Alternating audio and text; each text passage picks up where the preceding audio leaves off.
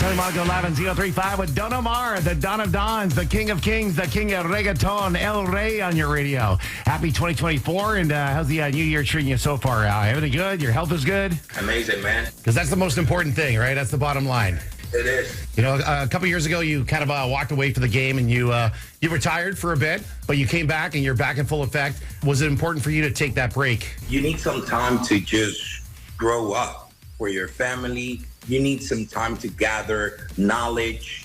And I think that's very important for every one of us, like achieve the purposes in our lives. And I took that time for that, just to enjoy my family, enjoy my kids, enjoy my father, my mother, enjoy them while I have them here. Yeah, family first, right? But, it was probably go for you. And, you're trying to establish your career and, you're at the top of your game. But there's nothing like spending good quality time with your family, right? Exactly. And now you're going to spend some time with your family on the road, your fans, the ones that have loved you. I mean, we've supported you here on Z135 for well over 20 years now, going back to Dale Don Dale and Dile. And I got to tell you about Danza Caduto, because Danza Caduto is one of those iconic songs. And to this day, it's been out since, 2010? And I think it's one of those songs that we play just about every single day, whether it's on our playlist or a mix show. And it's one of those songs that people call up. It's like, can you play Drake? And I'm like, oh, I played that 5 minutes ago. Can you play The Weeknd? Well, I played that 10 minutes ago. Okay, can you play Danza Caduto? And I'm like, yeah, I can play that song, and I'll get that on for you. Danza Caduto still top 3 most downloaded Latin American songs till today. That's got to be a pretty incredible, feeling for you, because I mean, you put the music out there, you don't know what the reaction is going to be. You could think it's the greatest song ever. You don't know what the fans are going to say, right? Yeah. Danza Caduto changed my life for sure. That song is that typical story about that song that everyone in my genre listened to it and no one's understanding. And as soon as I heard that song the first time, I knew it. Inside, my guts told me, oh my God, this is going to change your life forever. And it happening. It's the biggest release of Don Omar's career. And it happened in like 14 years ago. Right, yeah. And I'm sure you're going to be playing that song. What can we expect? For somebody that's never checked you out live in concert, so you're going back on tour, you're doing shows in March and April, and I see like cities like Las Vegas, LA, Miami, and of course, a couple shows here in Canada. You're doing one in Montreal on March 17th, and here in Toronto on March 15th, so we can't wait to see you. What can people expect if they've never gone to a Don Omar show? 25 years of music.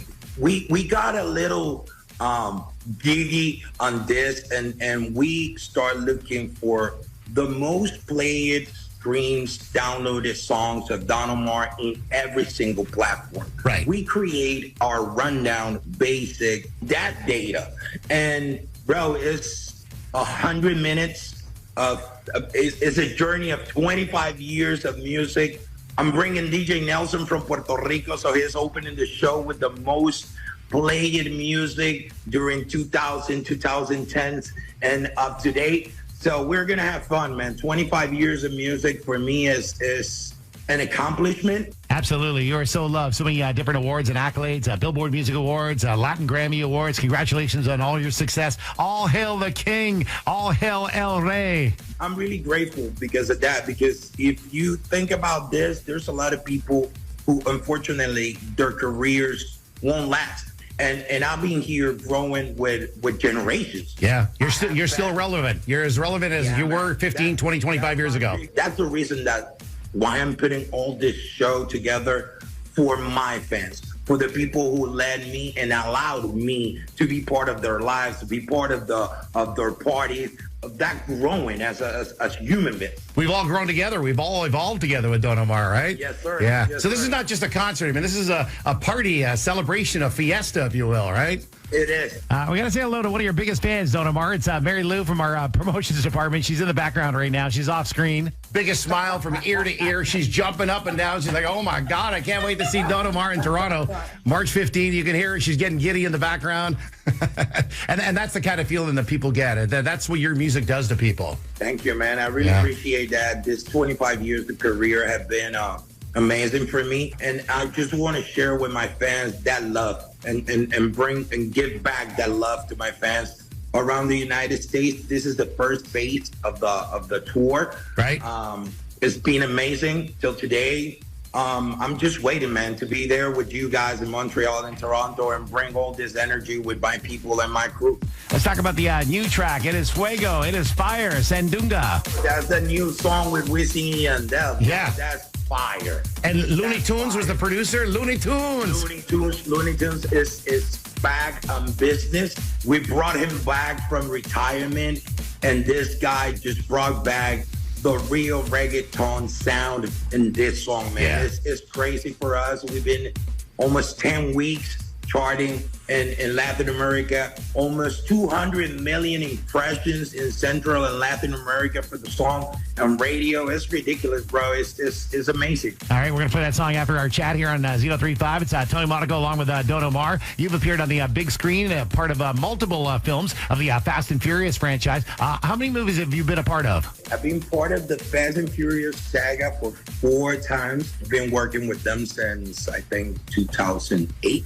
We put together a short film with Vin Diesel, name it Los Bandoleros. That was like a little spin-off run, right? Yeah.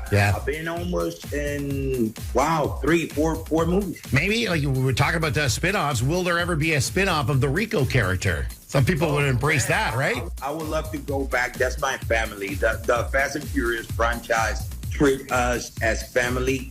We got the opportunity to share time and knowledge. I had the time of my life. Met great people, Dwayne "The Rock" Johnson, right, and Ludacris, and all the cast. All these people just become our family. Yeah. We spend a lot of time together, and I learn a lot from them. This is people who are really talented and people who are willing to teach and pass their legacy to other generations. It was a great time, and I'm hoping to go back. Well, we hope you do, and we appreciate you sharing these stories with us here on Z103.5. It's Tony Monaco with Don Omar. Tell me about the experience with working with the late, great Paul Walker. Amazing. Meeting these guys was like a dream come true. I'm a car fan. Do you have a collection of cars yourself? Do you have a lot of cars? I do have a couple. My wife doesn't know about some of them. they're hidden in a shelter, in a storage space. There is an undisclosed location, right, for the family where I have fun with my vehicles. And is that in Puerto Rico, or is it in the U.S., or we can't disclose that? Florida. It's in Florida. You and I is in Florida. All right. So, maybe when you're doing the Miami show, you're going to whip it out there and drive it around. Of course. And going back to Paul, it was a dream come true because I grew up watching the Fast and Furious, and he was the first character of the saga and when we get there the first time, and I had the opportunity to meet him in person, it was like unreal.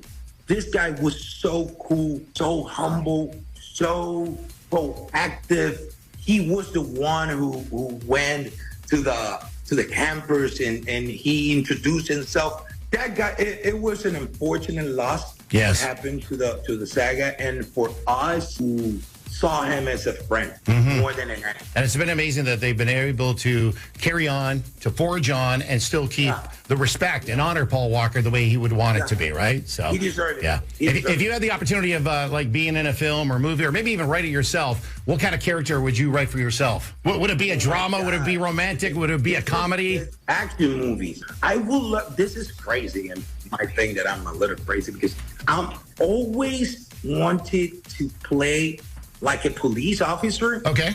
Like something like LA Law or something. I don't even know why, man. Yeah. I can see you doing that. We're gonna put it out to the universe, and somebody watching this right now at Z135.com, listening on the radio on Z135, they're gonna say, you know what, I got to cast a police officer, and Don Omar is the guy.